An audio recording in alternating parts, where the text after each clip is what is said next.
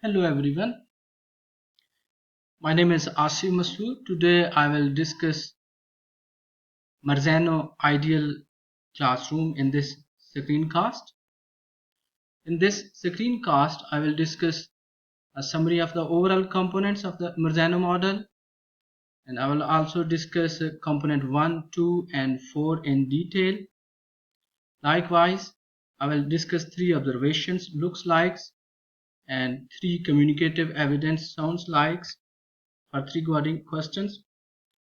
Furthermore, I will also discuss how instructional coaches should use these ideas to successfully implement this model.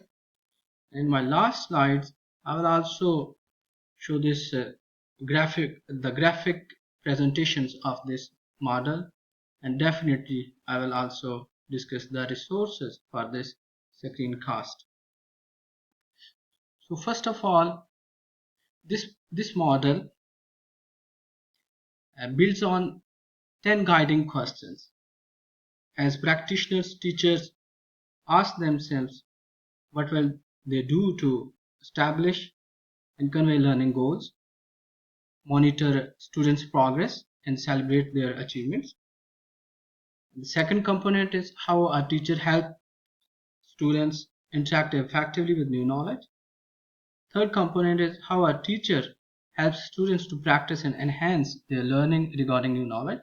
Fourth component is how a teacher helps students to generate and test hypotheses regarding new knowledge.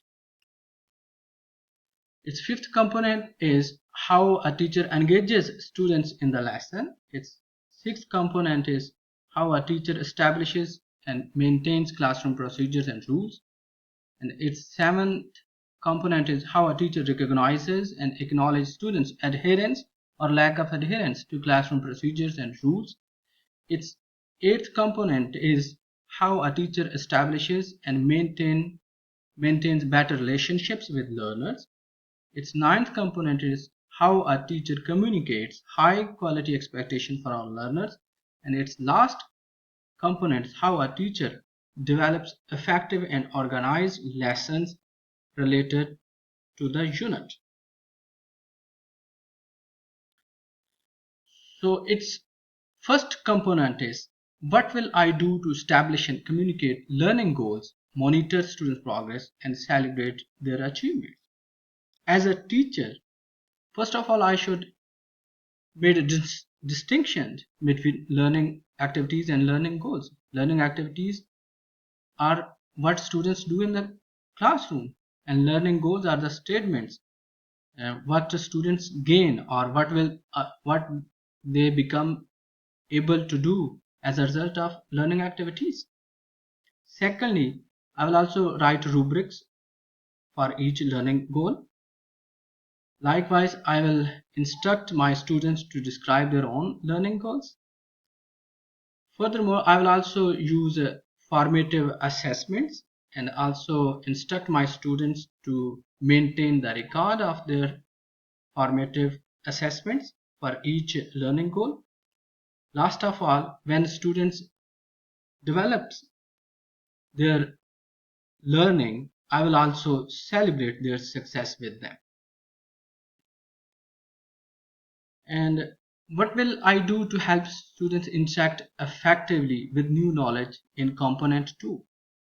As a teacher, I will identify critical input experiences.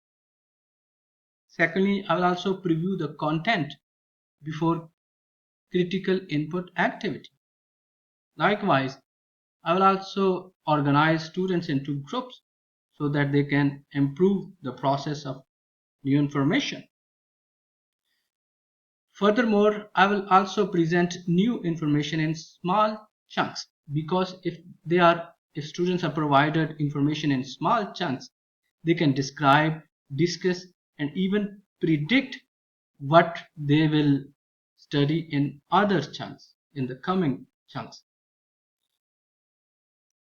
I will also ask elaborative questions so that students can develop their higher order thinking skills. And I will also instruct my students to write their conclusions or demonstrate their learning non-linguistically or through graphic organizer. It will also develop their critical thinking skills.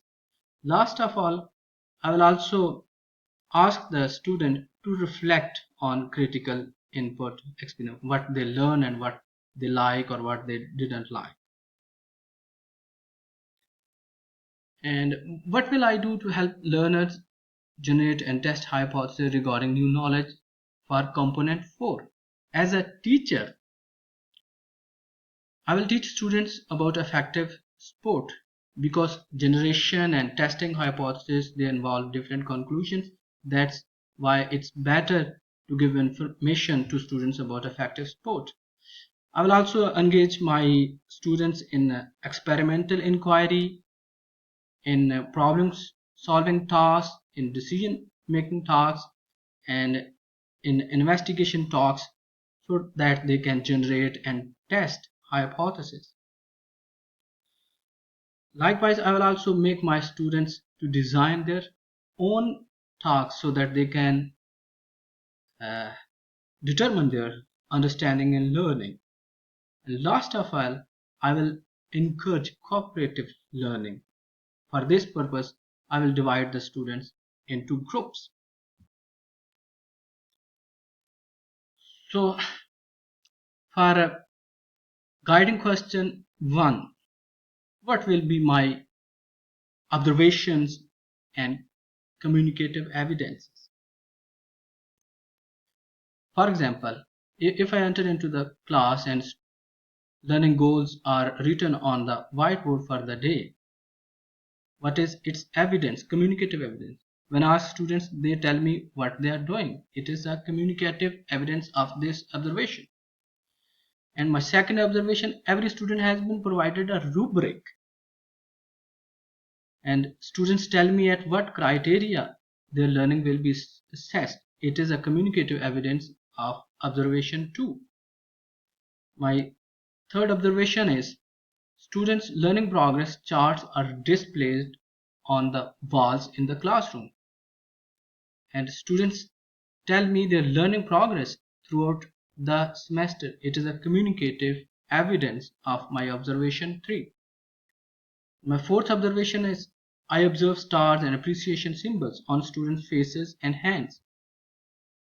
And its communicative evidence is if students happily share their success stories and achievements with me, it's a communicative evidence of my observation 4.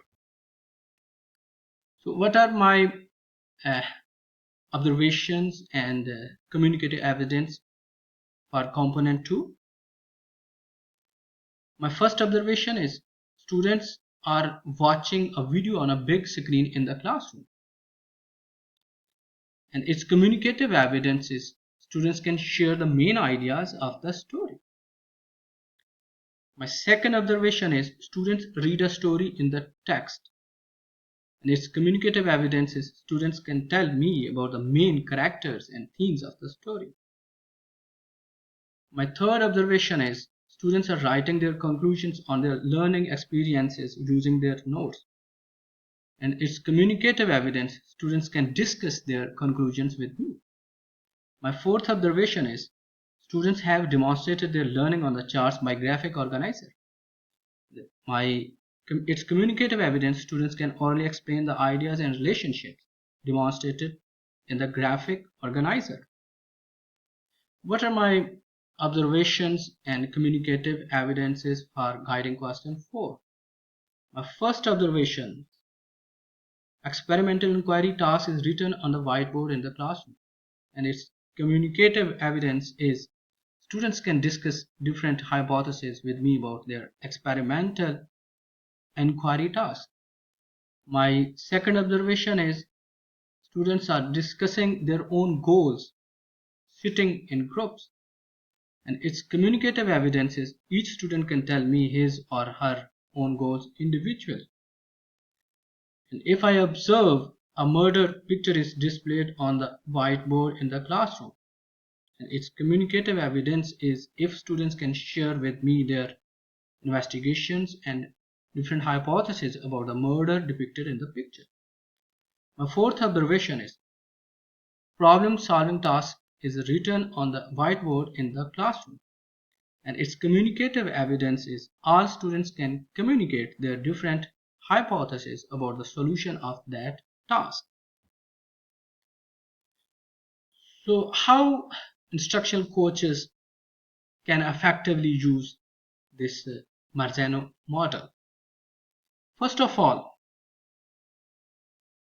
as instructional coaches, I should establish a relationship of trust between the teachers,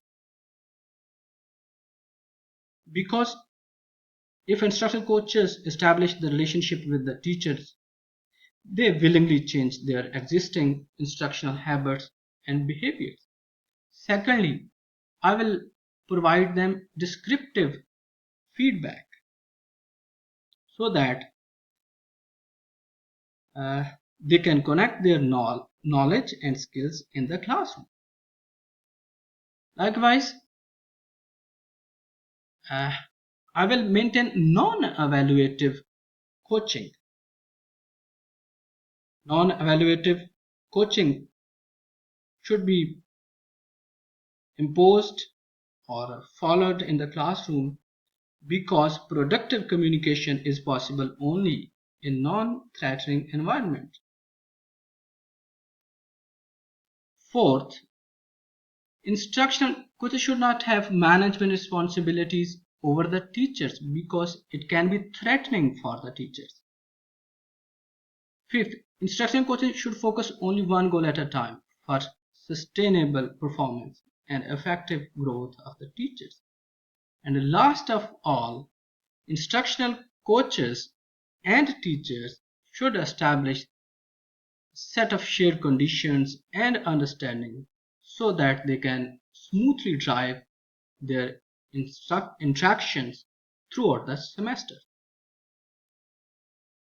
So this is the graphical presentation of the Marzano model. All the components are representing different aspects and different components of the Marzano model. And this is another graphic presentation of this model. You can see that first component is related to learning goals. Component 2, 3 and 4 are related to instruction. Component 5 is related to student engagement. Component 6, 7 and 8 are related to classroom management.